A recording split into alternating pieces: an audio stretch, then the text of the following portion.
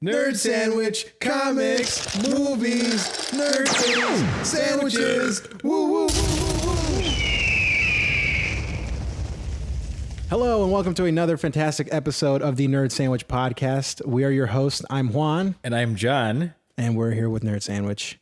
Today we're going to be talking about a special, the VH1 special, the chefs behind the Nerd Sandwich. There we go. Oh my gosh. Behind the sandwich. It's going to be great.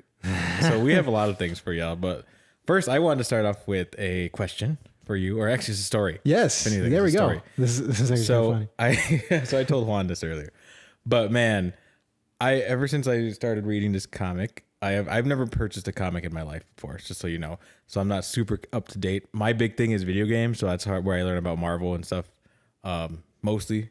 But so I went to a comic book store because after reading Infinity Gauntlet, blown away.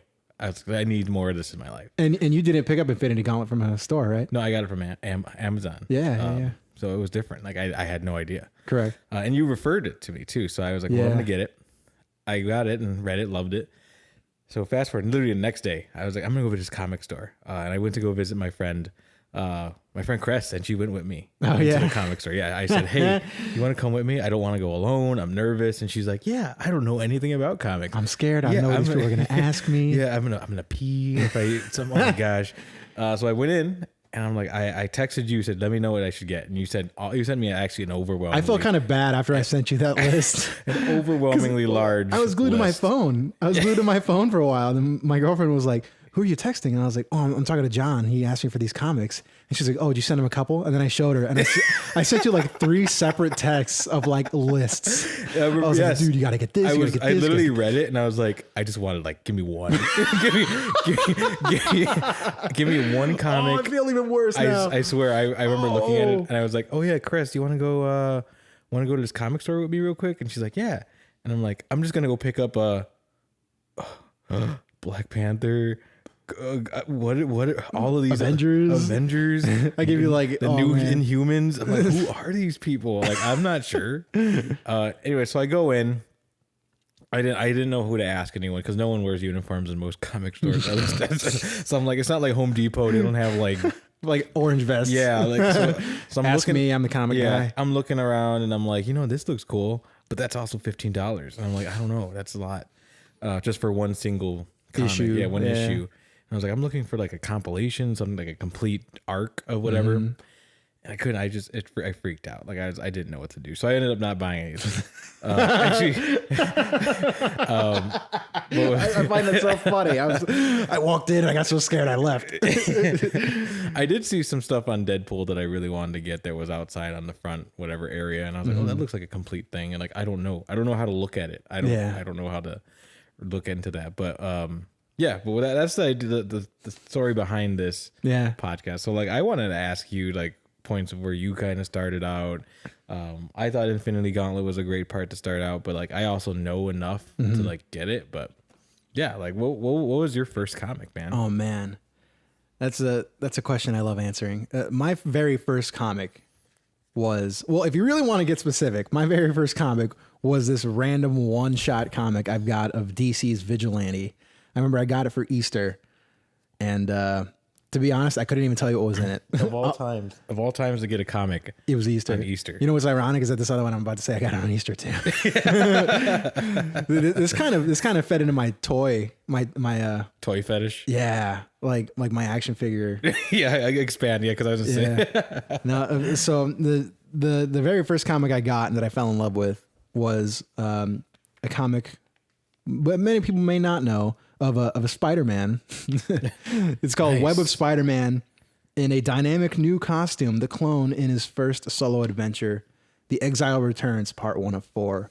And this was when Ben Reilly, which is unbeknownst to many people, the perfect clone of Peter Parker, pretty much went and donned a new costume and donned himself as a Scarlet Spider and went on his own to be a second Spider-Man, essentially. Yeah. Did he stay in New York? Do you know he did not, actually. Oh. He exiled. Well, a lot of the thing was like he was exiled. He self-exiled himself, and then he came back to New York to confront like Venom. Like this is actually in the title of the comics is his first adversary, Venom. So this was Web of Spider-Man number 118 was my very first comic. And what's even more ironic about that is that it was a comic that came in a Marvel Legends. Actually, no, it was before Marvel Legends. It was a Spider-Man Classics action figure of the Scarlet Spider. And back then, when Marvel Legends were coming onto the scene, they started on a line of Spider-Man action figures called Spider-Man Classics. So this was the very first major action figure I owned, like with more than like 5 points of articulation. And then this was also one of the first major comics I owned at the time. That's super cool, So man. I mean, like now I've got like a whole shelf of Marvel Legends. I take action figure photography on Instagram at Juanito Spider-Man for those of you who want to follow me. But and that like led me into the toy community. And then, so like I'd collect stuff on. That's super cool, man. I know, right? Like it's so. And much, it starts with so something enjoyable. so small. I think actually now you telling me this story makes me think. Actually, I think I did own a Spider-Man comic. Yeah. Years ago. I couldn't tell you what it is. I probably didn't even read it. Maybe I did. Actually, I think the Vulture wasn't it. I don't know what it was about though. Yeah. But I actually specifically remember my dad got it for me, and I don't know why, but I thought that comics, because it came into plastic baggie. Yeah. I thought I associated it with sandwiches, which is really funny to think about. But I had that comic always in my fridge. The irony. I left it in my fridge to keep it cool, because that's what I thought the bag was for. I don't know. That's what I did. So what did you pull it out and then I would read it. it spoiled? Yeah, It got moldy. the comic's bad now. No, but that's super cool. But what's different though is like I didn't stick with it. Like it just didn't stick with me. And like I think about how I grew up. Like comic book stores and bookstores weren't really around my house. Yeah. So there's no way I could have ever gotten it. And this was before Amazon or the internet. Really. This was before internet, yeah, dude. We didn't have internet really. AOL Instant Yeah. Messenger with So, dial up. but what kept you like connected with it? I know the TV series, sure, but comic specific. Like, how did you stay invested in comics? You know what's funny is that I actually wasn't invested in comics. I got this comic book. I got that action figure of the Scarlet Spider, which I actually still have to this day. It's in a box of stuff that I still have unpacked. And I don't think I picked up another comic book. I think until I went with my family to Mexico to go visit some extended family over there. And it was over there where my aunt gave me a couple of other Spider-Man comics. Nice. She gave me one with awesome. she gave me one with Man Wolf on the cover. Actually, I don't know much about it, to be honest. Man Wolf was on the cover with Spider-Man, and it was really cool. The art was sweet. Like Man Wolf was tackling Spider-Man, and like his costume was all shredded, and like there's like saliva all over the page. Sorry, I had a brain fart. And then there was another one with him, like Spider-Man versus like all his adversaries, and it was like a bunch of random dudes. But the thing that was cool about it, and that which I actually hold very near and dear, is that both comics were in Spanish.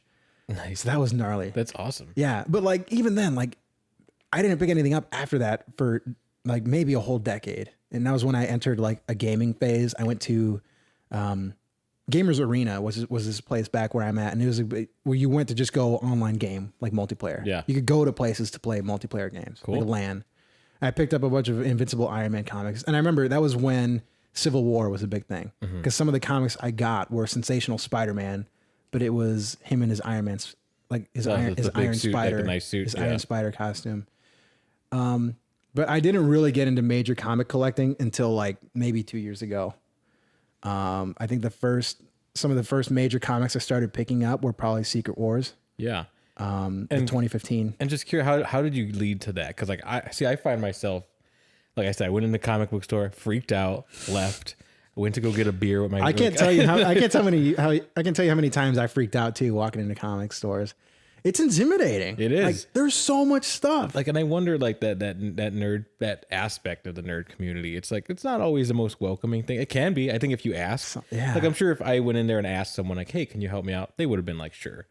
But like, how often do we ask for help? Yeah, not often. I don't, at least. Well, that one time you and I went and I got like a huge eye roll from this lady. Yeah, she's like, "Oh my god, how do you not know where Flash is?" And I'm like, "Yo, Yeah. whoa, I don't even work here." Yeah, like and that could have been that could spoil someone's experience. Yeah, that could have been you as a kid asking like, "Hey, do you know where the Flash is?" And then they're like, "Dumb old kid, like why are you reading this date?" Maybe it's over there where the wall says the Flash. Yeah, you're like you get some smart aleck, you know. And it's like, oh, come on, that's like someone's like first comic experience, and that could be ruined. Yeah, but it's hard. Yeah, and that's what I'm afraid of. Yeah, like I don't want to go into the store, and I know you're helpful with me, like with this, but I don't want to go somewhere and be like, hey, I want to learn more about Black Panther, because I really do. I want to know more about Black Panther, like a lot.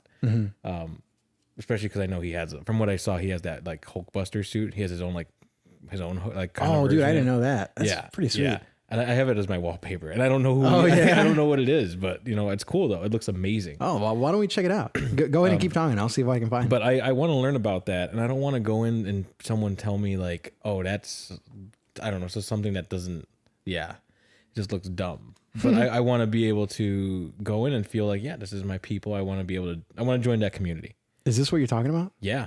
This? Yeah. Oh, dude, that looks awesome. Yeah, that suit looks amazing. It's a Black Panther suit? It's basically just like, it's literally a Hulkbuster, but like with the Black Panther. Yeah, it's called the massive Hulkbuster suit. Totally awesome Hulk. Oh, that's where number it was. 9. Foreshadowing of the Fight, issue 10 gave us. So it's a relatively newer thing. I think I might have stumbled upon it on Facebook or something. I can't, or Reddit probably. Yeah. But I saw it and I was like, this is amazing. And I want to know more about him, especially since he's joining the Marvel Cinematic Universe. I want to know more about him. Same with Thanos. I read Infinity Gauntlet, learn more about him. It's really cool. And I know it's not going to be the same. I get it, but it's a different culture. And I think people being open in that community is super helpful. Yeah, I mean, a lot of it really depends on what you want to get into. Like for me, the event that did it for me was Secret Wars 2015. I was like, dude, this looks awesome. At the time, I didn't read the original Secret Wars, and that was enough for me to be like, okay, maybe I should like start getting into this stuff. So I started picking up.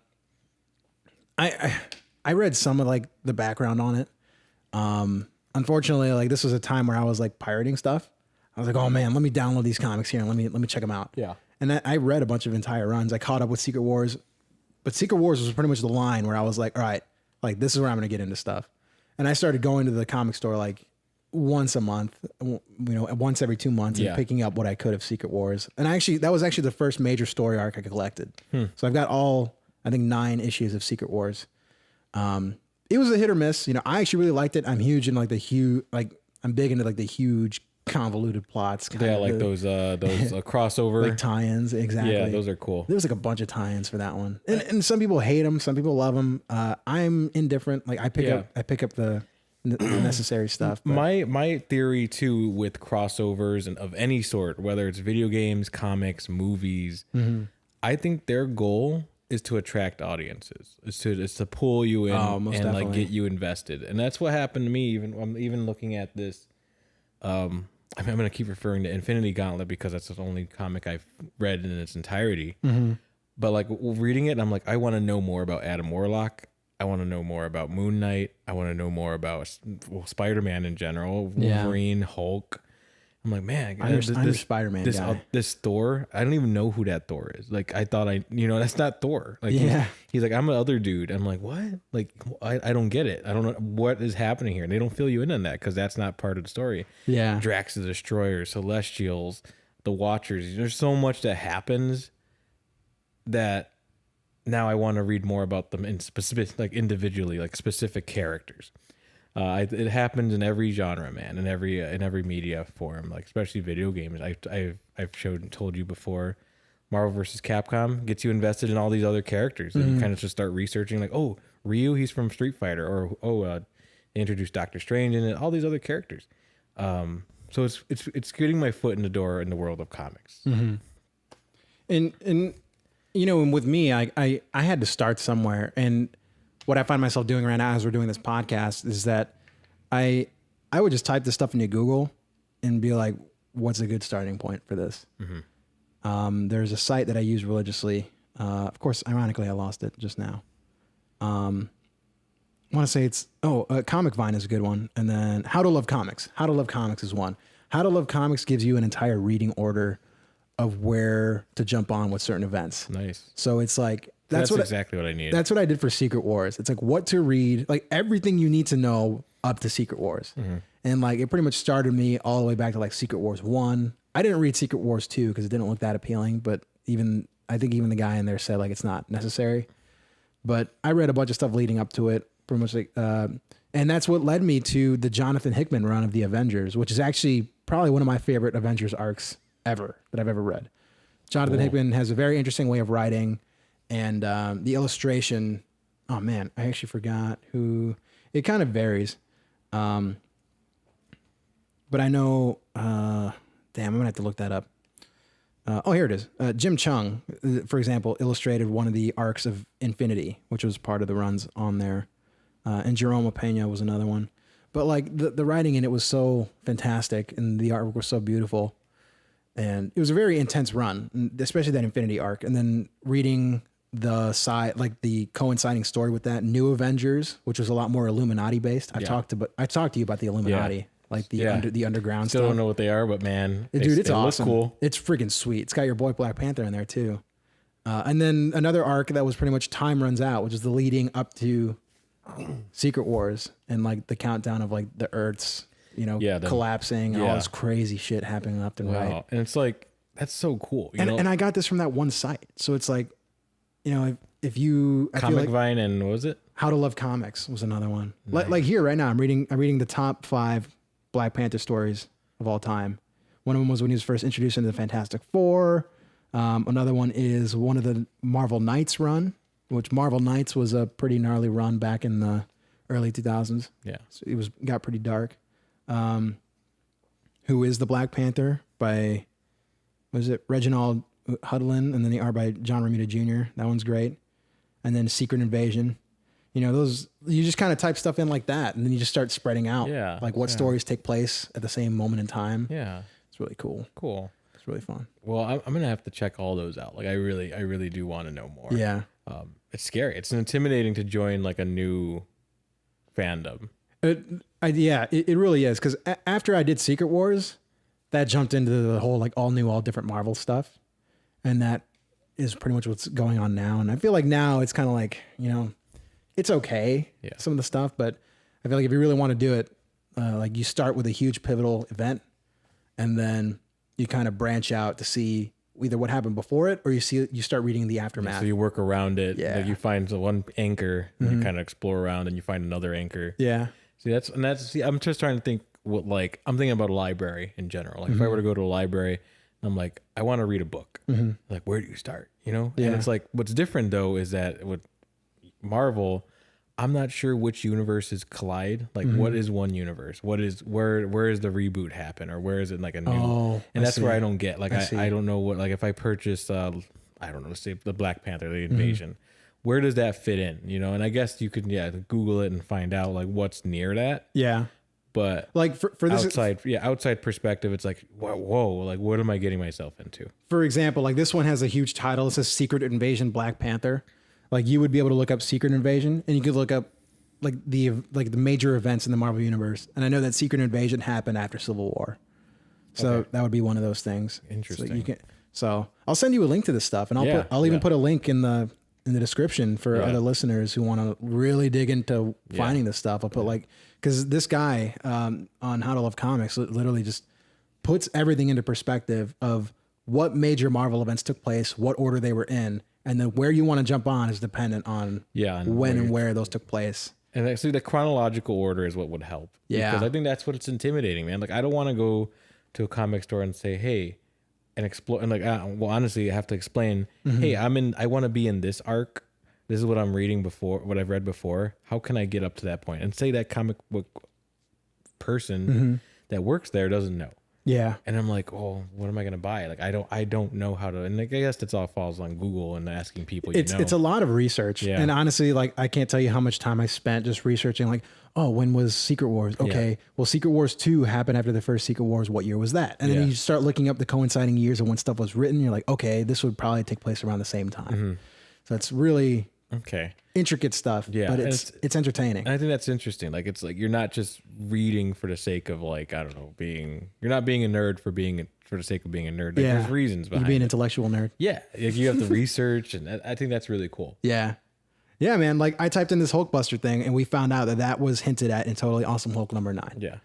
For the Hulkbuster, the Black Panther Hulkbuster. Yeah. So stuff like that, man. You just type it in, you see something and then you type it in and hopefully you come up with something. You find something you like. Yeah, right?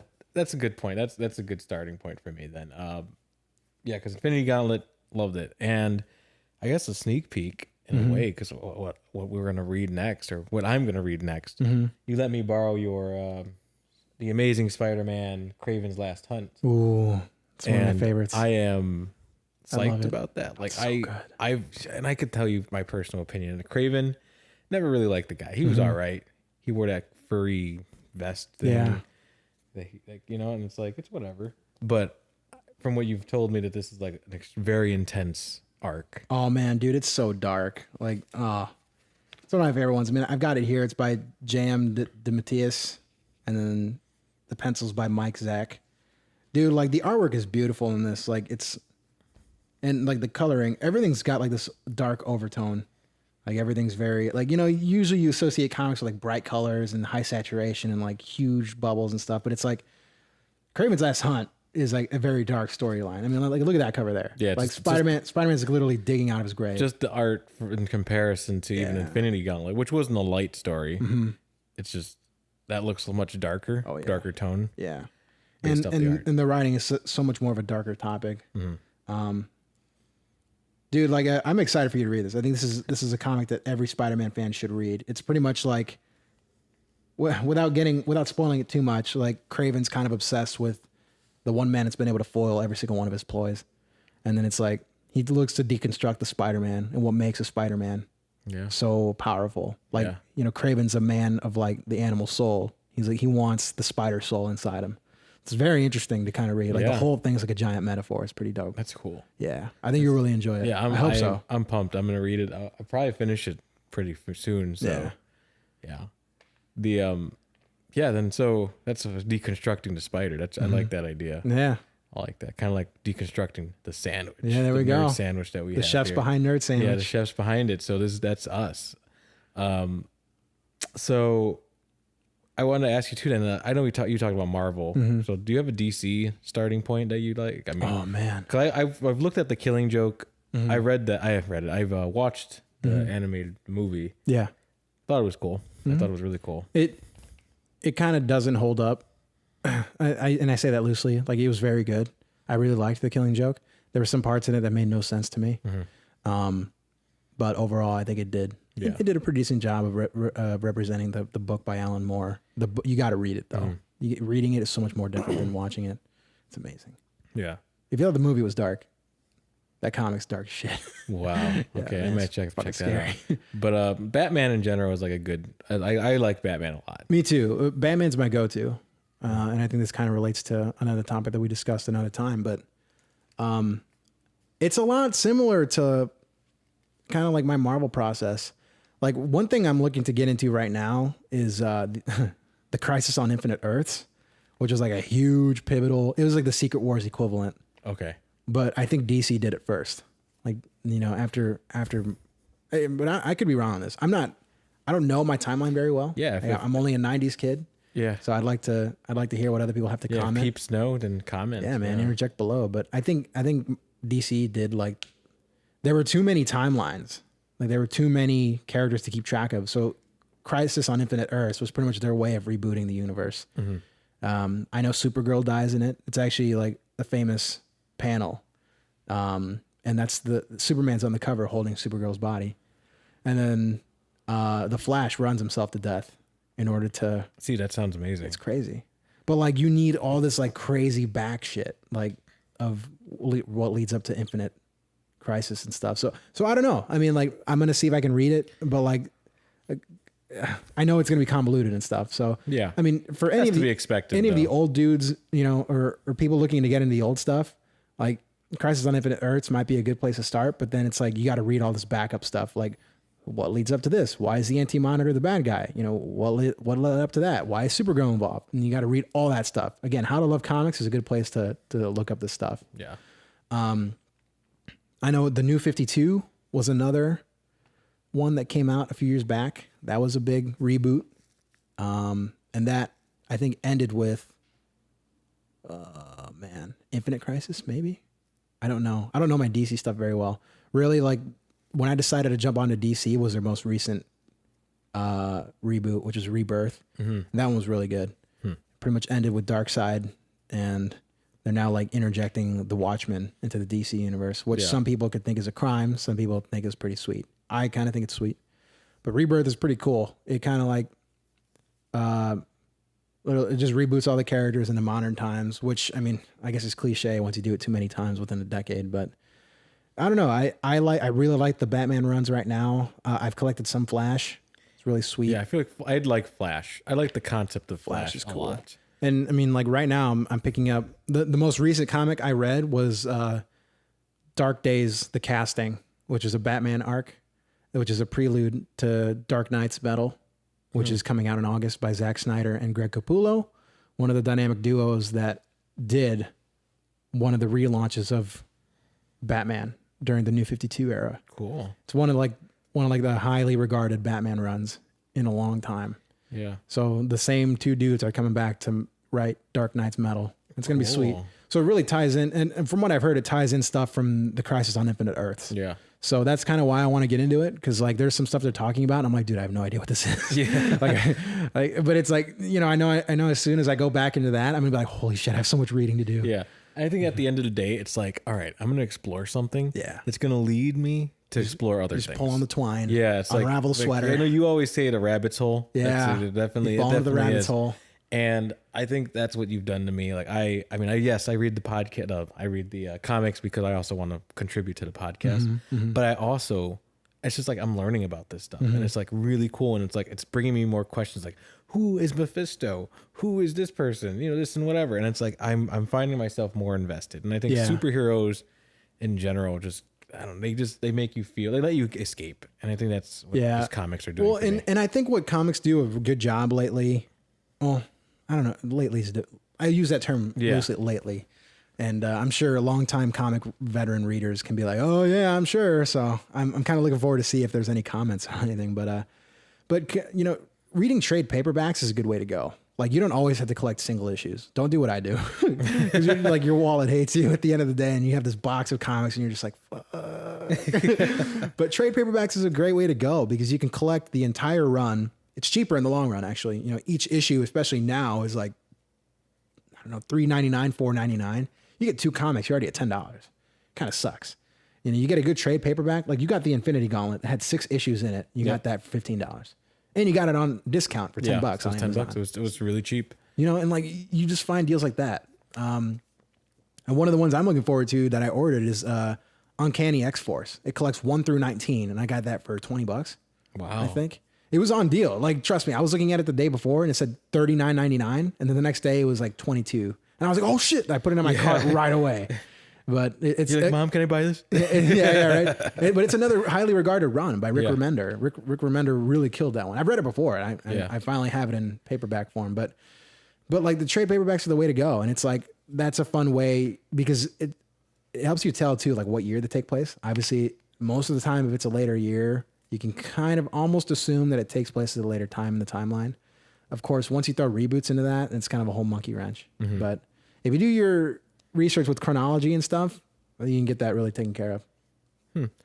Cool, man. That's awesome. Yeah, I'm probably going to look more into trade paperbacks. Yeah. As you call them. Yeah, man. And I'm going to go to comic book store. I'm going to go back there and walk up to everyone that's in there and be like, where's the trade paperback section? And then you're going to go and you're going to get scared. Yeah, and I'm going to go back. This is too much. I'm going to have to go back to the get a beer at Bar Louie or something. Yeah, right. Somewhere. No, I'm telling you, if you want to read anything, like I would, like anything Avengers related, I would start with Jonathan Hickman's run. Because a lot of that has to do with what we're seeing in the movies now. Okay. Another one is probably the Ultimates, which was back in the Ultimate Universe. It's where like a lot of the costume design of the MCU comes from. Cool. So it's kind of neat. Yeah. You can definitely see parallels. Like Hawkeye's costume is more of what's in the Ultimates. Yeah, I was thinking about that. Right? Because they definitely didn't stick with traditional costume. Yeah, most definitely. Well, for a lot of characters, they didn't. It's because like why? Yeah. It's like it wouldn't look as cool. You lose some of the believability. Yeah, it's like if Scarlet Witch wore what she wore in comics, it's like the little headgear. Yeah. Why? Like super skimpy outfit. Yeah, like you don't need that. Yeah. You can be you could just be a person. You know, you could be just wear what women wear or whatever you want to wear. You know, like it doesn't have to be over sexualized or whatever. Yeah. It could be whatever you want to be. For sure. Yeah, man, and that's mostly all the questions I have. But man, I'm voyaging off into this world of magic and science and all these just cool modern different marvels. things. Yeah, like the modern marvels of comics, I guess. Mm-hmm. And it's just it's really enlightening to me. It's like I'm looking into like a different part of me that I never knew existed. Mm-hmm.